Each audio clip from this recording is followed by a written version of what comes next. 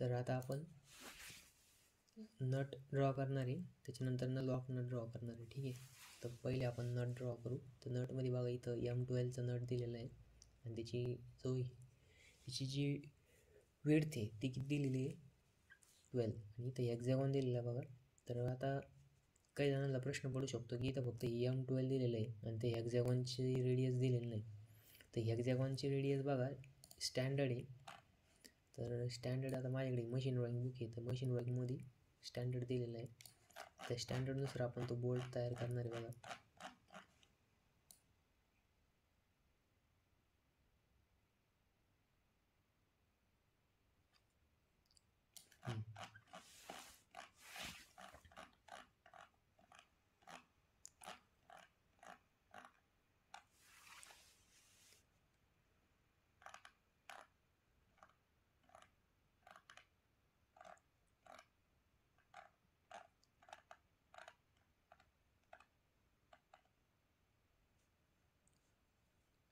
आता बघा नटचं इथं स्टँडर्ड दिलेलं आहे.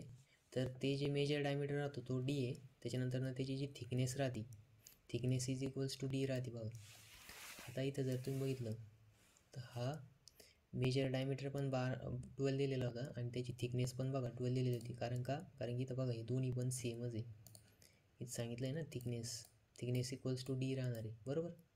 म्हणूनच ते काय आलं इक्वल्स टू D होतं. बघा विड्थ म्हणजेच काय की ती जी रेडियस आहे हेक्सागॉनची, तर हेक्सागॉनची रेडियस किती आहे 1.5 टाइम्स D+3. मग आता आपलं इथं D किती दिलेलं आहे 12 दिलेलं आहे, म्हणजेच मेजर डायमीटर 12 दिलं आहे. तर मग 12 इंटू 1.5 म्हणजे 12 इंटू जर 1.5 केलं तर ते येईन 18, बरोबर. +3 म्हणजे 18. 8 इज इक्वल्स टू 21. म्हणजे काय की 21 रेडियस असलेलं सर्कल आपल्याला आता ड्रॉ करायचं बघा. सॉरी, सर्कल नाही, हेक्सागॉन.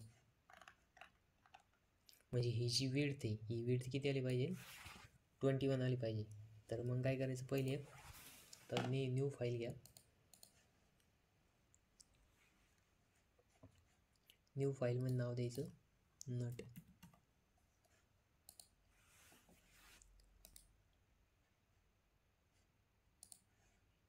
स्केच बॉटमचं प्लेन घ्यायचं. हेक्सागॉन बघा. आता मी ते एक हेक्सागॉन ड्रॉ करत आहे. ठीक आहे, अंदाजे ड्रॉ करायचं तो. त्याचे कन्स्ट्रेंट यूज करून त्याला सेंटर पॉईंटला घ्या.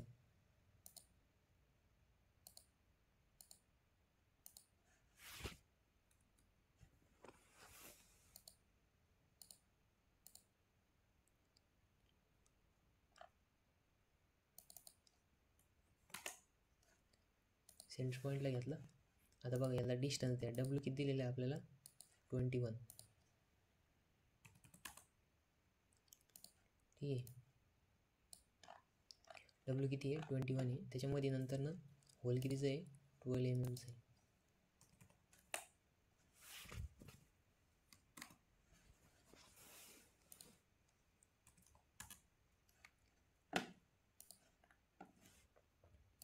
फिनिश.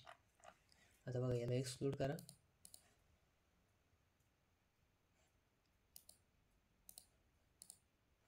किती mm आहे 12.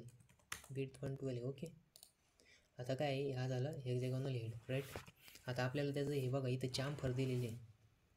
ही चाम्फर ड्रॉ करायची, बरोबर. तर ही चाम्फर बघा कशी ड्रॉ करायची. आता चाम्फर ड्रॉ करताना कधी पण आहे ना तर ह्या कॉर्नरमधून जो प्लेन पास होतो ना कुठल्या पण कॉर्नरमधून तो प्लेन सिलेक्ट करायचा एक्सक्लूड करताना. तर बघा हा प्लेन सिलेक्ट केला हा, कारण की ह्या कॉर्नरमधून पास होतो आहे.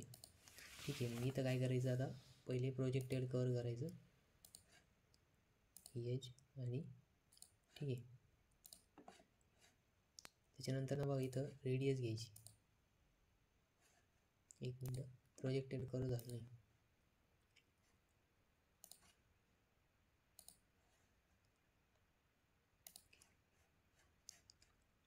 बघा इथं जायचं रेडियस तुम्ही 3 mm ची द्या आणि इथं पण खाली 3 mm ची द्या. ठीक आहे,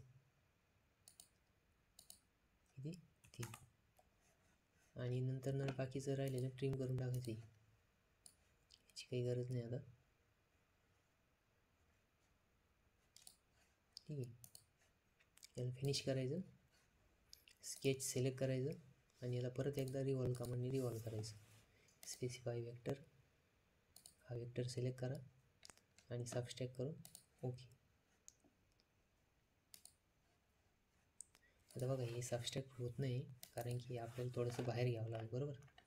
मग काय करायचं, तर हे जे ऑप्शन आहे ट्रिम, बघा इथून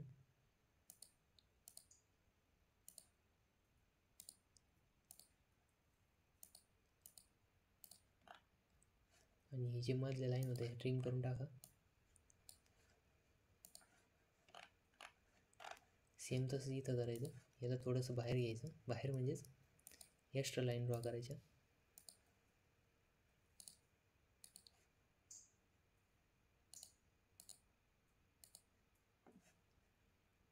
आणि जे सेंटरचं आहे ते ट्रिम करून टाका.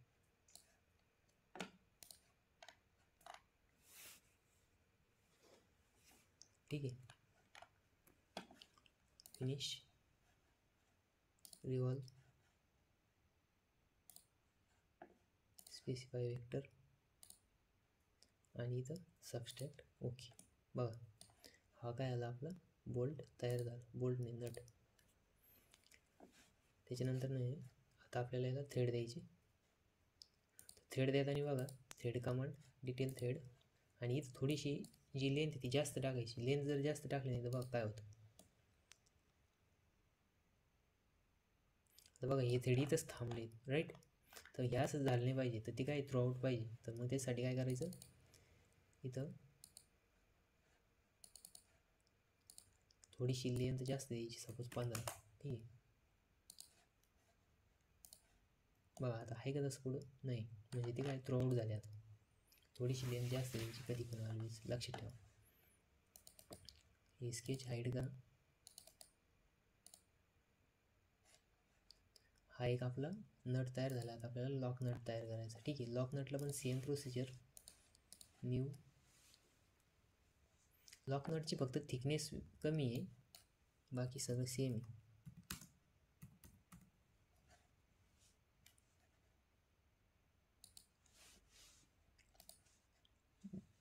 बॅकग्राउंड व्हाईट, स्केच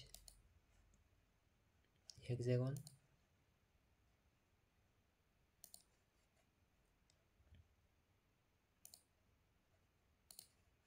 बघा आता हेक्झॅगॉनचं अंदाजे काढायचं पहिले. त्याच्यानंतर ना त्याला काय करायचं, इथं डायमेन्शन द्यायचे किती त्याचे 21. ठीक आहे. हा पॉईंट साईड करून टाकायचे. त्याच्यानंतर ना मध्ये परत सेंटरला 12 mm. Finish, exclude. लॉकनटची थिकनेस बघा किती आहे, 8 mm आहे. सेम इथे 8 टाकायचं ओके. आता परत याला आपल्याला काय करायचं, चाम्फर करायची. चाम्फर करताना परत सेम इथं जायचं, प्रोजेक्ट ॲड कव्हर करायचं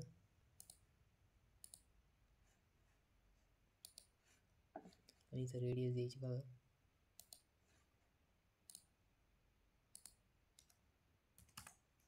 इथं पण रेडियस द्या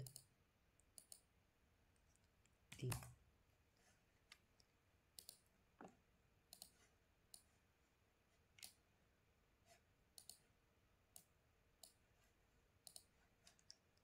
फिनिश, स्केच सिलेक्ट करा, रिव्हॉल्व.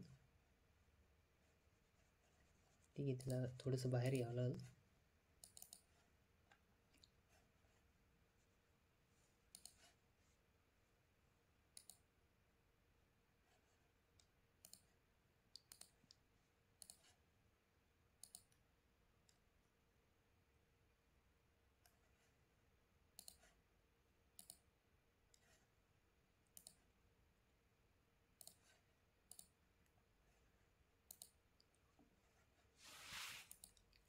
ठीक आहे. डायरेक्ट लाईन कमांडने काय करायचं, लाईन ड्रॉ करायचं.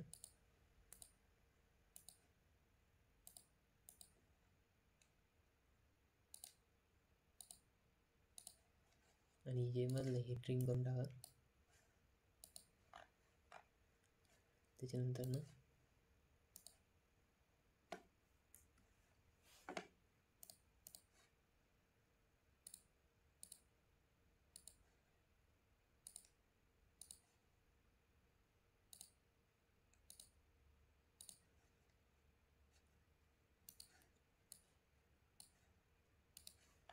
ठीक आहे. आता फिनिश करायचं. सिमिलर रिवॉल्व कमांड यूज करायची. Specify vector.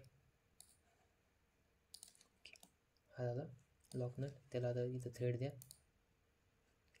थ्रेडला काही थ्रेडच रेग्युलर थ्रेड कमांड यूज करायची. इथं थोडीशी लेंथ जास्त टाकायची आणि ओके. स्केच हाईड करून ठेवायची.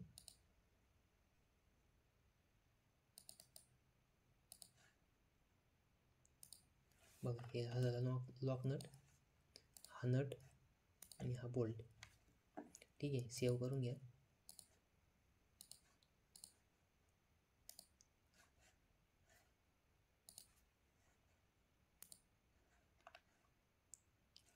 बघा नट तयार करताना काय नटचं स्टँडर्ड राहतो, स्टँडर्ड यूज करायचा. कोणाला जर मशीन ड्रॉइंग बुक पाहिजे असेल तर माझ्याकडे आहे, तर तुम्ही मला कॉन्टॅक्ट करू शकता. तुम्हाला ते मशीन ड्रॉइंग बुक देऊन टाकेल. याच्यामध्ये स्टँडर्ड दिलेले आहे. नट बोल्ट जे राहतं हे स्टँडर्ड आहे मॅट्रिक्स थ्रेडच्या. मॅट्रिक्स स्टँडर्डनुसार बनवलेलं राहतं. मॅट्रिक्स थ्रेडचे वगैरे स्टँडर्डनुसार त्याचं डिसाईड राहतं सगळं. कधी कधी बघा डिझायनर जे ते देत नाही प्रत्येक ठिकाणी, नुसतं देणार. आता बघा इथं तरी पूर्ण त्याचे थोडेसे डायमेन्शन दिलेले आणि बिल ऑफ मटेरियलमध्ये आता फक्त ते स्टँडर्ड मटेरियल जे राहतं त्याचं ड्रॉइंग कोण देत नाही. आता हे नट बोल्ट काय स्टँडर्ड आहे, फक्त तिथं त्याचं ॲसेंब्ली ड्रॉइंग दिलेलं राहील आणि ॲसेंब्ली ड्रॉइंगमध्ये सांगते नट EMS सपोज नट आहे आणि इथं देईन बघा याचं इथं असं देऊन टाकतील की M12. मग हे स्टँडर्ड मटेरियलचं कोण ड्रॉइंग देत नाही. स्टँडर्ड मटेरियल डायरेक्ट भेटतं, त्याच्यामुळे शक्यतो दिलेलं नसतं. म्हणून इथं पण बघा नुसतं त्याने M12 दिलं. त्याचं हेड आता बघा इथं हे जे याची हेडची लेंथ दिली पण त्याने हेक्झॅगॉनचं हे दिलं का, डायमेन्शन नाही दिलं का, कारण की ते स्टँडर्ड आहे. ओके, तर नेक्स्ट व्हिडिओत आपण आता असेंब्ली करू.